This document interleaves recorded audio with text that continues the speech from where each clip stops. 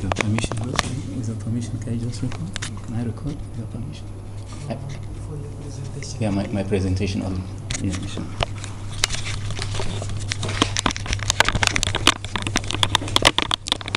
كان يجب أن تستعد لهذا قبل الجلسة يا إبراهيم. معليش معليش. كان يجب قبل الجلسة. معليش. أنا هذا أوتو استفدت. طيب إن شاء الله. بسم الله الرحمن الرحيم. الحمد لله رب العالمين والصلاة والسلام على أشرف المرسلين نبينا محمد وعلى آله وأصحابه أجمعين. اللهم لا سهل إلا ما جعلته سهلا وأنت تجعل الحزن إذا شئت سهلا. سلام الله عليكم ورحمته وبركاته. It is a great honor for me basically to be here today, and I'm deeply, profoundly grateful to all my teachers who have come here to be part of this presentation. I'm very glad to present my thesis entitled Gender-Sensitive Verses in the Quran, an analytical study of Amina Wadud's and Asma Bala's hermeneutics. My name is Ibrahim Ilyasu Adam. Inshallah, I will try to present this thesis in light of the following items. Number one, the objective of the study. Why did I choose to write on Wadud and Balas? The significance of the study, the contribution I hope to make, the methodology I have followed, the conclusion, and of course the recommendation. Well, which brings us to the first item on the list, which is the objective. The main objective of writing this thesis essentially is to examine gender-sensitive verses. And the keyword there is gender-sensitive verses, which literally refers to those verses with gender sensitivity and connotations, and frantically used by Muslim feminist scholars to advance gender equality within an Islamic framework by, of course, making special reference to some issues related to Islamic family law. So my thesis, inshallah, analyzes and critically assesses the methodology they have followed and examines to the extent they break with mainstream interpretation.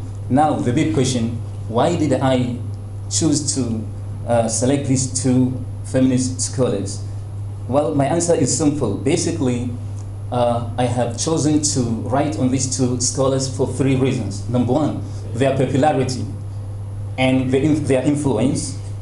Of course, these are arguably two of the most influential feminists of our time, and perhaps for that reason, their books have been gaining wider currency, not only in the West, but in the Muslim world as well. And this explains why they have been translated into various or several languages of the world within those 10 world. So for example, Pakistani, Urdu, Dutch, Bengali, Indonesian, Spanish, and all that. So this tells us that these people indeed deserve attention. Second reason is that so far they have been the only feminist scholars who have proposed hermeneutical framework for challenging the status quo, challenging male interpreters, and not only that, they proposed their own reading, and third, they dedicated their major works in doing that. So these three reasons pushed me to think that these people really deserve attention, and for that reason I decided to write on them. Of course, Amina Wadud is a highly controversial figure. Is very known for her controversy in leading mixed gender congregation, simply to attract attention. So for that reason, I found it necessary to combat what she is doing by dedicating my research to her. Of course, Asma Balas is her follower, but this by no means is following her every step of the way. She has her own independent way of reading. Well, by the way, this is Amina Wadud and this is Asma Balas. Perhaps the picture was taken way back in 2010 during one of international conferences on Islamic feminism in Germany. So this tells me that they are friends. So the central argument basically revolves around the question of text interpretation. Who had the authority to interpret the Quran? Is it man or woman? So what they essentially appear to be advocating is that the domain of traditional tafsir is overwhelmingly male-centric. In other words, traditional tafsir have been over the centuries been largely, decontextualized, distorted, manipulated, simply to oppress women. Why? The only reason is that, as she says, because they have been written by men. So for that reason, they found it necessary to not only challenge the status quo, but to ensure their active participation in the field by proposing their hermeneutics to regain their freedom, to prove their worth, and of course to establish their relevance. Which brings us to another important key issue, the significance of the study. I believe that this research is significant for three reasons. Number one, the existence of literature gap, wide literature gap in the field. I have no doubt that a considerable amount of literature has been written in the area of Islam, Quranic scholarship, more specifically in issues related to critiquing Orientalist enterprise in Quranic studies. The way they criticize ahadith, the way they criticize historical formulation, if you like, of Sharia.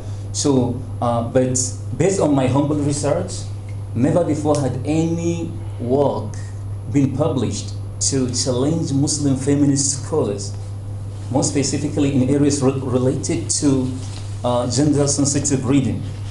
So for that reason, I found it incredibly relevant to focus my work on them. Number two, I also believe that it is critically urgent to confront Muslim feminist scholars because of the gravity of the danger of what they are doing. These people are campaigning or are challenging the mainstream tafsir. So I found that their movement is... We ask him to proceed to the methodology. Okay. Okay. Because only 20 minutes. Okay. The most important thing Okay, is the methodology. okay, inshallah. So I found that it is a potentially dangerous movement. Sorry, sir? Primary issues, okay? Yeah, inshallah. Concentrate on methodology. Okay. So I found that it is a potentially dangerous movement which we need to do something to combat it, no matter how little. Okay, this is the methodology. Well, in the course of my research, I focused on 5 segments. First, critical analysis of their approach.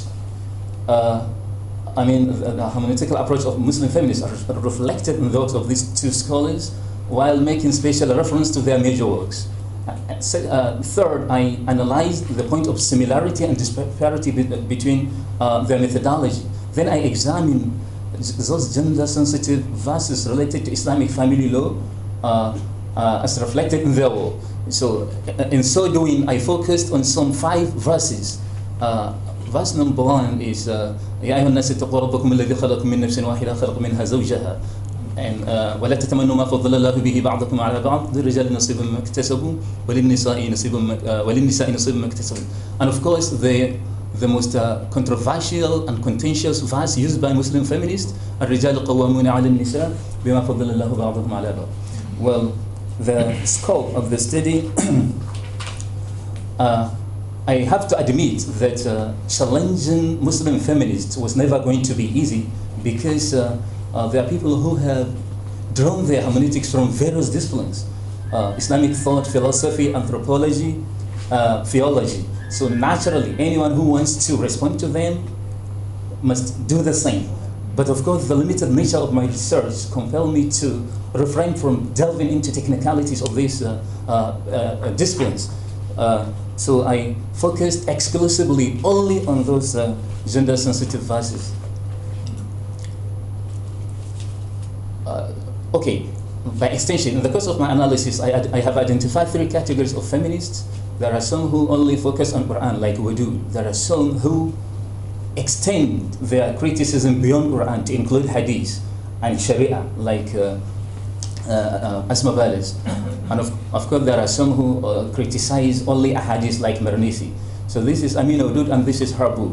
And because of my methodology, I begin with what she used to establish the principles of her hermeneutic. That is chapter verse number 1 of Surah An-Nisa. يا أيها الناس اتقوا ربكم الذي خلقكم من نفس واحدة وخلق منها زوجها. So she says that inasmuch as all human beings originate from same single soul, then they are all equal. I mean, men and women are equal in every respect. So with that, she has managed to dismiss a sexual hierarchy. So based on this principle, she further developed her argument. Based on that, I also use that as a pretext of my methodology to challenge her points one after another. So I moved to she used the premise to challenge the husband authority in as much as men and women are equal. So I examined what she meant by that. Destroy any connection in authority between husband and wife. Based on that, she argued that wife, for example, is not under any obligation to obey her husband. So I examined critically her reading and concluded that she was wrong. Polygyny, seclusion, and women leadership are also some interesting points she raised, which I responded to. I now moved on to Asma Balas, and this is Asma Balas, by the way, and this is her book, Believing Women in Islam. Unlike Wadud, she adopted different approach, and for that reason, I used methodology in my engagement with her. So, in dealing with her, I focused much on a hadith. Why? Because Asma Balas essentially is part of those Muslim feminist scholars who criticize hadith. They are anti-hadith. So she challenges the authority of hadith as a powerful tool of tafsir. She also criticized historical formulation of Islamic law over the centuries. Then she moved on to other relevant issues. So in my methodology, I followed and responded accordingly based on what she presented. So by comparison, it is evident that both Asma Balas and Wadud have managed to challenge the Muslim interpreters of the Quran, but they adopted a different methodology. And for that reason, I also adopted a different approach in my engagement with them. But by comparatively, Wadud's methodology is much more easier, more systematic, much more sophisticated. For that reason, because her book is handy, it's just a couple of 100 pages. While Balas' argument is increasingly complex, difficult to follow. Her book is bulky, and of course it's largely repetitive. So because she, touched various issues. So in my conclusion, I found that both feminists, Asma Balas and Amina Wadud, they might have good intention in what they are doing. But the blueprints they set in challenging Muslim interpreters send a very, wrong signal, so to speak. So for that reason, no matter how good their intention is, it might be misconstrued as a quite insincere, cynical attempt to just, challenge the status quo or just to challenge male. So for that reason, I understand that Amina Wadud is much more flexible than Balas. Balas is more aggressive, in her approach. And I said both. So I concluded that both Asma Balas and Amina Wadud, they were wrong in their approach for the following reasons. Number one, lack of engagement with authentic sources of tafsir, deviation from sound and well-established principle of interpretation, lack of deep understanding of the intended meaning of the verses and its application, that is madlulat al-ayah, عدم العناية بمدلولات الآية, and forcing their own reading into the Quran to justify their, discourse. Ironically, they found themselves doing what they accused male exegetes in doing. And finally, disregarding the principles of tafsir and failing to apply them in their reading. Finally, I have some recommendations for further research. Of course, challenging Muslim feminist scholars, I have to admit, is not a one-man task. So I believe that my humble contribution presumably might likely be the first attempt of its kind, but more research needs to be done. But I'm proposing that in the course of doing further research, we need to begin by acknowledging the hard truth that patriarchy or suppression of women really exists. It really exists in the Muslim community. It is a reality very hard to ignore. So we need to begin with self-assessment, self-criticism, internal criticism, and of course go beyond self-denial. But the problem with that oppression of women originates not from patriarchal reading or male interpretation, but from culture. It's more of cultural. So we need to do that. We need to write more research on that. Proposing new ways of addressing women issues within an Islamic paradigm rather than adopting new feminist hermeneutics. We agree that women have issues, have problems, need to be solved, but rather than adopting new methodology for reinterpreting Quran, we need to do something about that. Acknowledgement, finally, they say, to whom much is given, much is expected. And انطلاقا من قول الرسول صلى الله عليه وسلم لا يشكر الله من لا يشكر الناس. So I'm deeply أريد أن أشدد شكري للعلماء الذين okay. So I'm deeply indebted to International Islamic University Malaysia for at least giving me a chance to study here for the last 4 years, providing a conducive atmosphere. I'm also particularly thankful to Center for Postgraduate Studies for organizing this meeting. Of course, my main supervisor, Dr. Muhammad Shahjani, thank you, sir, for all your time. I'm deeply, profoundly grateful to you for what you have done to me over the last 4 years. I'm deeply comforted by your legacy of patience, dedication, and commitment. I have benefited hugely from your wealth of experience, sir. Thank you, may Allah reward you. I still remember last January when we spent 2 to 3 hours reading the final draft from the beginning to the end.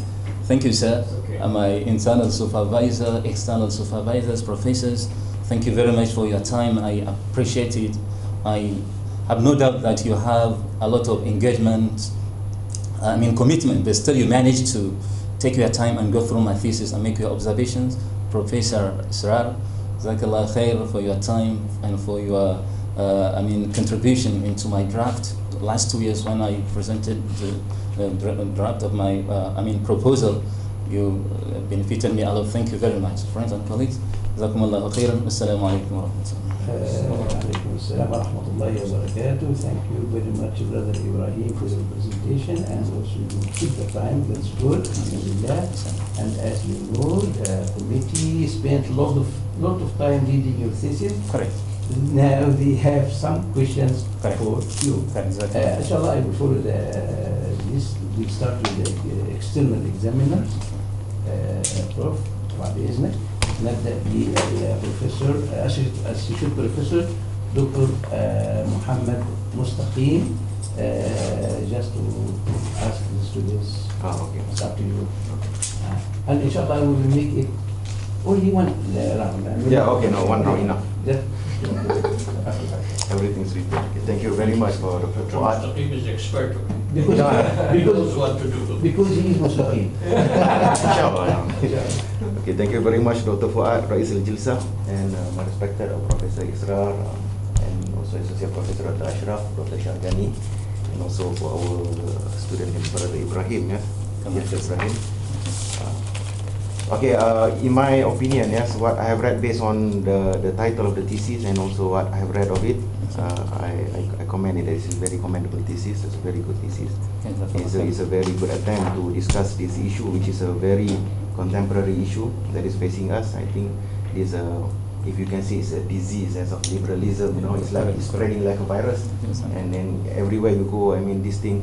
And of course, before they were only using the philosophical approach, but now they are moving towards the Quranic, also the Quranic interpretation, and by reviving the Quranic interpretation, and then they can say they can justify it. Now, of course, regarding the typological and other things, I think later on I will give you a copy of this, and then you can just